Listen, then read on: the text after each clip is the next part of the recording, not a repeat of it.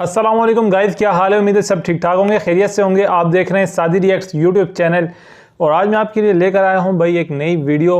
लेकिन नई वीडियो के मुताबिक बताने से पहले जिन्होंने हमारे चैनल सादी रिएक्ट्स को अभी तक सब्सक्राइब नहीं किया हुआ, अभी जाएँ, लाइक करें, सब्सक्राइब करें और सपोर्ट करते रहें, ताकि आपकी सपोर्ट के साथ हम इसी तरीके की आपके लिए इंफॉर्मेटिव, कॉमेडी से भरपूर और कुछ व्लॉग्स की वीडियोस लाते रहें।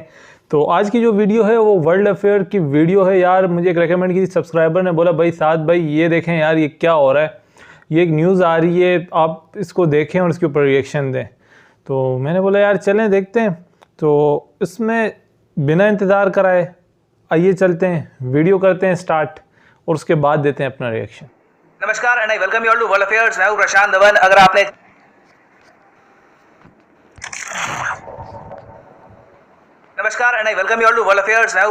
अगर आपने चैनल को सब्सक्राइब नहीं किया है तो सब्सक्राइब टू वर्ल्ड अफेयर्स। भारतीय सेना ने एक पाकिस्तानी आतंकवादी पकड़ लिया है, जिंदा पकड़ा गया है। ये यहाँ पे आप देखोगे, इस पे आर्टिकल है, आर्मी कैप्चर्स 18 ईयर ओल्ड। कुछ न्यूज़ पोर्टल्स ये भी क्लेम कर रहे हैं कि इसकी एज 19 है, मगर यहाँ पर लिखा है कि army captures 18 year old Pakistani terrorist in Uri sector of Jammu and Kashmir. दो आतंकवादी थे, ये लोग उरी सेक्टर में अटैक करने की कोशिश कर रहे थे। आर्मी ने इनको घेर लिया। आर्मी ने एक आतंकवादी को मार दिया। यहाँ पर इसका नाम था, जो आतंकवादी मर चुका है, कारी अनाज। ये 33 साल का था और ये जो सारे यहाँ पर हथियार हैं ये पकड़े गए हैं। AK-47 grenades. उरी सेक्टर में बड़े हमले की तैयारी थी यहाँ पर। तो एक आतंकवादी मारा गया। दूसरा जो यहाँ पर आतंकवादी था, अली बाबर पात्रा, आर्मी ने इसको एक ऑप्शन दिया कि ये सरेंडर कर सकता है। इसने फिर यहाँ पर सरेंडर कर दिया। बाद में अब आदमी को ये पता लगा है कि ये पाकिस्तान के पंजाब का है और ये पैदा हुआ था ओकरा डिस्ट्रिक्ट में। और इसलिए आज के समय लोग इस आतंकवादी को कंपेयर कर रहे हैं अजमल कसाब से। ना ओकरा डिस्ट्रिक्ट पाकिस्तान का है कहाँ पर, यहाँ पे आप देख पाओगे, लाहौर जो है ना, यहाँ पे लाहौर के साउथ में यहाँ पे आपको मिलेगा ओकरा डिस्ट्रिक्ट। करीब 3-3.5 लाख की यहाँ पर आबादी है। अब आप इमेजिन करिए, यहाँ से लेकर यहाँ पे पहले इसको लेकर गए पाकिस्तान के आतंकवादी संगठन, इसकी ट्रेनिंग हुई, फिर इसकी इन्फिल्ट्रेशन करा दी गई और फिर ये पहुंच गया यहाँ पर इंडिया में। और इन आतंकवादियों का टारगेट यहाँ पर ये था कि रिसेंटली जो उरी अटैक्स की एनिवर्सरी ऑब्जर्व की जा रही थी, उसी दौरान एक और बड़ा टेररिस्ट अटैक ये लोग यहाँ पर करते हैं। आपको पता होगा कि 2016 में जो उरी सेक्टर है जम्मू कश्मीर का, वहां पे हुआ था जैश-ए-मोहम्मद द्वारा एक आतंकवादी हमला।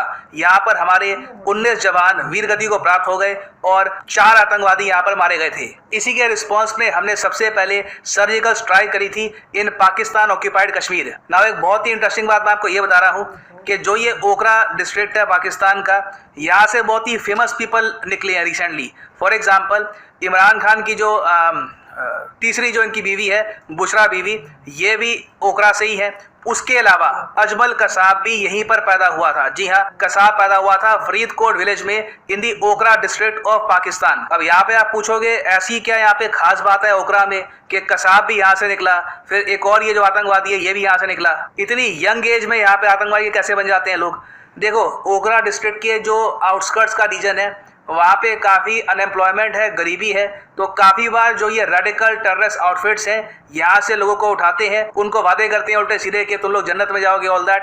उनकी प्रॉपर ब्रेन वॉशिंग करते हैं और फिर भारत में उनको अटैक करने के लिए भेज देते हैं। अगर आप अजमल कसाब को देखो तो वो 20-21 साल का था जब उसने अटैक किया था मुंबई में। अली बाबर पात्रा को आप अगर देखो तो ये भी 18 साल का है। और इंडिया के लिए यहाँ पर सबसे कंसर्न की बात यह है कि पाकिस्तान में जैसे जैसे इकोनॉमी कोलैप्स कर रही है, वहाँ पर जो गरीबी है लगातार बढ़ती जा रही है।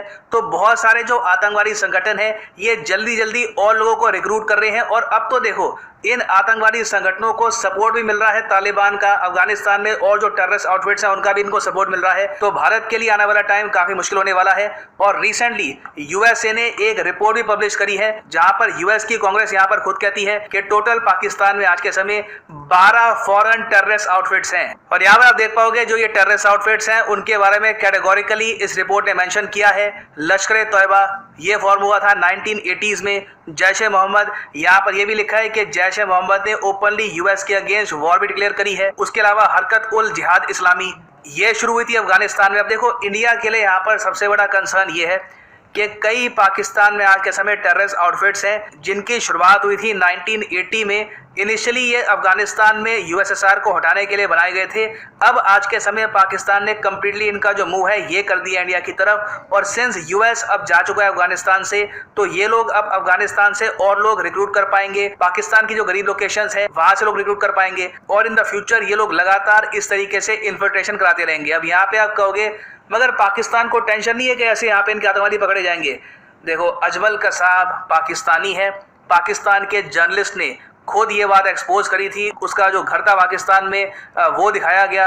It was pretty much proved. Even Pakistan के जो फॉर्मर प्राइम मिनिस्टर है नवाज शरीफ, उन्होंने भी ऑन रिकॉर्ड कहा था कि अजमल कसाब बिल्कुल एक पाकिस्तानी था। यहाँ पर आप देख पाएंगे 2008 का आर्टिकल है, नवाज शरीफ ने ऑन रिकॉर्ड ये बात कही थी कि अजमल कसाब इज पाकिस्तानी। मगर उसके बावजूद आप अगर देखो तो एक आतंकवादी पाकिस्तान का पकड़ने के बाद भी इंडिया ने इतना इंटरनेशनल प्रेशर पाकिस्तान पर डाला नहीं उस टाइम जितना हमको डालना चाहिए था। और इसलिए अब हम देख रहे हैं कि 2018-19 के आसपास इमरान खान की गवर्नमेंट काफी झूठ बोलती है कि इंडिया में जेनोसाइड हो गया है, हम लोग हिटलर हो गए वगैरह, काफी वो मतलब बड़ा चढ़ा के बातें बोलते हैं। अब पाकिस्तान की सरकार जो है ये ओपनली क्लेम करती है कि अजमल कसाब ये उत्तर प्रदेश का है और हाफिज सईद इन्वॉल्व नहीं था 26/11 में। तो अभी के लिए नीड यहाँ पर ये है कि इंडिया इंटरनेशनल मीडिया के सामने ये प्रॉपर तरीके से बात रखे कि पाकिस्तान बॉर्न आतंकवादी यहाँ पर पकड़ा गया है और एक प्रॉपर प्रेशर डाला जाए पाकिस्तान पर। इवेंचुअली देखिए हमको कोशिश यही करनी होगी कि FATF की ब्लैक लिस्ट में पाकिस्तान पहुंचे या फिर एटलीस्ट ग्रे लिस्ट में तो रहे, क्योंकि जो ये आतंकवादी संगठन है इनकी फाइनेंसिंग जब तक रुकती नहीं है तब तक ये लगातार इस तरीके से जो ये अनएम्प्लॉयड यूथ है इसको रिक्रूट करते रहेंगे। और जब तक इंडिया ये मुद्दा इंटरनेशनल मीडिया के सामने नहीं उठाएगा, पाकिस्तान की जो इमेज है एज ए टेररिस्ट हेवन इसको एक्सपोज नहीं करेगा, पाकिस्तान भी यहाँ पर सोचेगा कि ठीक है अगर कोई पाकिस्तानी बॉर्न आतंकवादी पकड़ा भी गया तो इंडिया उसके रिस्पॉन्स में करेगा भी क्या, डॉसियर भेजेगा या फिर UN में बात उठाएगा। वो बात तो ऑलरेडी चल रही है। रही बात अटैक की, हमारे पास न्यूक्लियर बॉम्ब है ही, कभी हम पे अटैक हुआ तो रीजन को बर्बाद कर देंगे। तो this is a very difficult situation for India, और इसका जो सोल्यूशन है इसमें हमको बहुत से एंगल्स पे काम करना होगा। FATF पर, पाकिस्तान को एक्सपोज करने पर, और बाकी कंट्रीज के साथ जो हमारी इंटेलिजेंस शेयरिंग है ये भी इंप्रूव करनी होगी ताकि इन द फ्यूचर ऐसे टेररिस्ट अटैक्स हम लगातार रोक पाएं।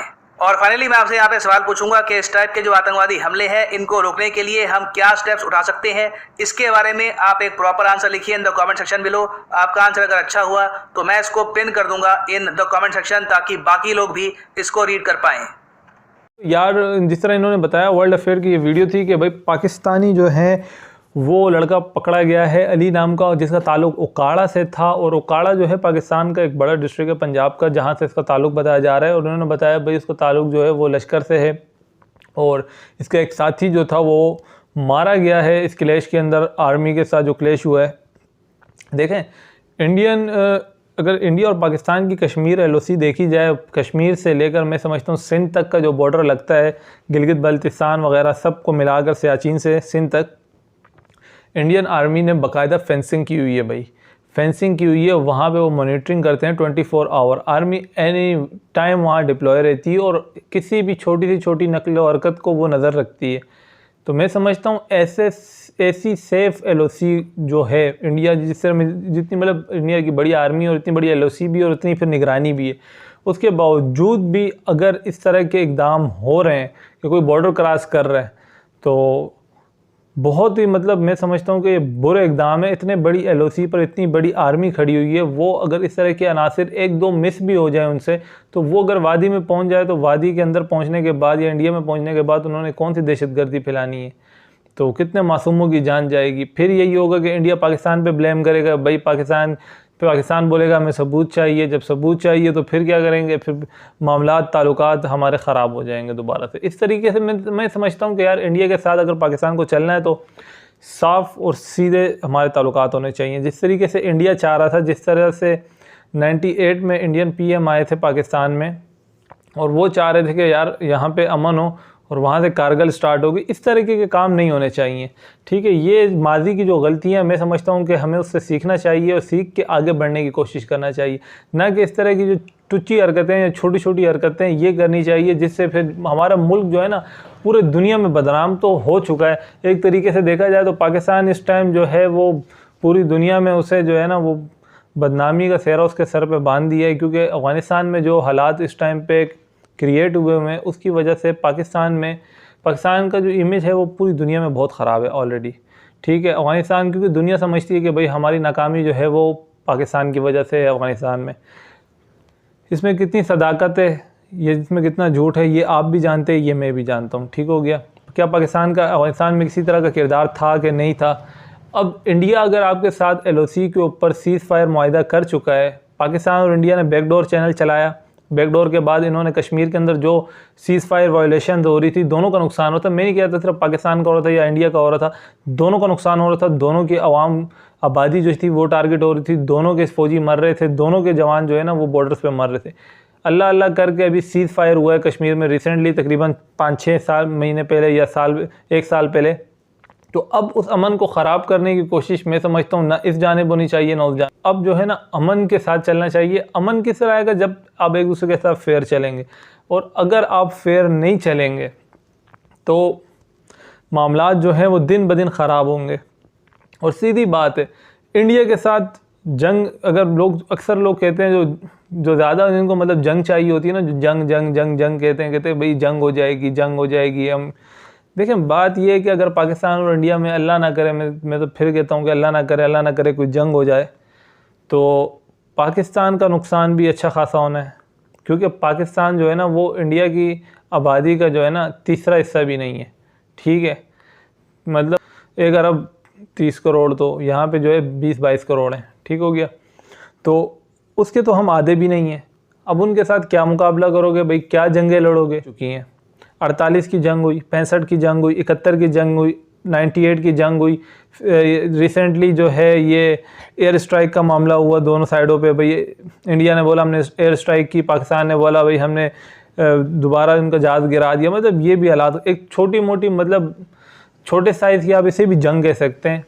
तो इतनी जंगें करने के बाद आपने सीखा क्या? मैं तो ये परेशान हूँ कि पाकिस्तान को तो अब समझ जाना चाहिए, समझदार होना चाहिए कि यार एक मुल्क जो हमसे भाई 4 गुना बड़ा मुल्क है, उसकी आबादी हमसे 4 गुना बड़ी है, और उसके लोग जो हैं वो इस टाइम पे माशी तौर पे आपसे कई गुना आगे हैं। तो उनको देख के सीखने के बजाय मैं नहीं समझता कि उस मुल्क के साथ हमें किसी तरीके की दहशतगर्दी करें या फिर किसी तरीके के ताल्लुकात ख़राब करें। यार इंडिया के साथ ताल्लुकात ख़राब करने का तुक ही नहीं बनता, सवाल ही नहीं बनता। मैं तो समझता हूँ कि यार जो गवर्नमेंट पाकिस्तान में है, जिस तरह नवाज शरीफ की गवर्नमेंट में देखा जाए तो नरेंद्र मोदी साहब जो है वो पाकिस्तान आए थे और ताल्लुकात बहुत मतलब अच्छे हो गए थे। जब ताल्लुकात अच्छे होते हैं, ट्रेड बढ़ती है, दोनों मुल्क आगे जाते हैं। मैं समझता हूँ इंडिया को तो हमसे इतना कोई फ़ायदा ज़्यादा नहीं है, हमें इंडिया से बहुत फ़ायदा है भाई, ठीक है। अगर हमारे ताल्लुकात अच्छे होंगे तो हम इंडिया के साथ जब ट्रेड करेंगे तो हमें फ़ायदा होगा। इंडियन इकॉनमी में या इंडिया में इन्वेस्ट करने के लिए दुनिया भरी पड़ी है। दुनिया वहाँ पे आके रो रही है, मिन्नतें कर रही है कि हमें भी इन्वेस्ट करने दो, हमें भी इन्वेस्ट करने दो। पाकिस्तान में हर बंदा इन्वेस्ट करने को तैयार नहीं है, और जो इन्वेस्ट भी कर रहा है वो फंसा हुआ है, वो रो रहा है। तो हमें चाहिए कि इंडिया के साथ अच्छे ताल्लुकात रखें, कोई संजीदा ताल्लुकात रखें, और ऐसे ताल्लुकात हमारे में समझता हूँ इंडिया के साथ होने चाहिए जो कि बिल्कुल वाइट कागज़ की तरह साफ़ होने चाहिए। ये नहीं हो कि आगे दिखाने के हाथी के दांत कुछ और हों और पीछे दिखाने के दांत कुछ और हों। तो मैं यार ये जो लड़का पकड़ा गया, ये जो हरकत हुई, मैं तो ज़ाती तौर पे मैं जो हूँ ना इस पर बहुत ज़्यादा मतलब मुझे गुस्सा भी आ रहा है। मैं क्या बोलूँ इसके आगे, क्योंकि बहुत ही मतलब जैसे कि हमारे ज़बान में कहते हैं ना, कॉमन लैंग्वेज जो कराची की होती है ना भाई, इसमें कहते हैं टुची हरकत है ये, जो है ना बहुत ही नीचे वाली हरकत है ये। तो अब ये 19 साल का लड़का, इसकी क्या उम्र है? इसने तो मेरे ख्याल में इंटर भी नहीं पास किया होगा। इसकी ये उम्र कॉलेज यूनिवर्सिटी जाने की है या इस तरीके से बॉर्डर क्रॉस करके जाके उधर लितर खाने की है? तो बात ये यार, ये अपने नौजवान को, मैं समझता हूँ पाकिस्तान के नौजवान को, जो हुकूमत को चाहिए कि तालीम की तरफ लेकर जाए, लोगों के साथ अच्छे ताल्लुकात, मुल्कों के साथ अच्छे ताल्लुकात रखना सिखाए, ना कि ये कि जाके दहशतगर्दी फैलाना या इस तरीके की कोई भी इक़दाम है किसी भी स्टेट के लिए बायस शर्मिंदगी है। तो गाइस ये थी वीडियो। आप अपनी राय भी मुझे कमेंट्स में दे सकते हैं, और अगर आप चाहते हैं कि इस तरह की और वीडियोस में ऊपर मैं रिएक्शन दूं तो कमेंट सेक्शन में मुझे लाजमी बताइएगा। मिलते हैं इंशाअल्लाह ताला फिर नेक्स्ट वीडियो में। अस्सलाम वालेकुम।